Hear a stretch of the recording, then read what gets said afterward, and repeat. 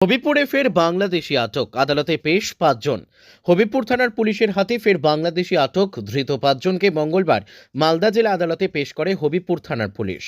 Police সূত্রে জানা গেছে, মঙ্গলবার গভীর ভোররাতে হবিবপুর থানার বৈদ্যপুর অঞ্চলের দাল্লা মধ্যপাড়া এলাকায় কয়েকজন সন্দেহজনক ব্যক্তিকে ঘোরাঘুরি করতে দেখে স্থানীয় বাসিন্দারা বিষয়টি সন্দেহজনক মনে হওয়ায় তারা হবিবপুর থানায় খবর দেন। খবর পেয়ে দ্রুত ঘটনাস্থলে পৌঁছে পুলিশ 4 জনকে আটক করে। অন্যদিকে সোমবার আগ্রা হরিশ্চন্দ্রপুর এলাকার বিএসএফ 88 নম্বর ব্যাটালিয়ন বিএসএফ এর হাতে আরও একজন বাংলাদেশি ব্যক্তি আটক হয়।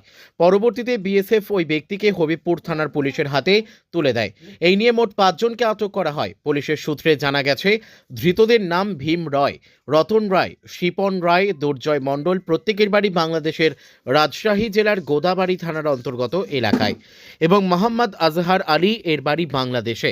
মঙ্গলবার ধৃত 5 জনকেই প্রয়োজনীয় আইনি প্রক্রিয়া সম্পন্ন করে মালদা জেলা আদালতে পেশ করা হয়েছে। ঘটনার তদন্ত শুরু করেছে হবিবপুর থানার পুলিশ।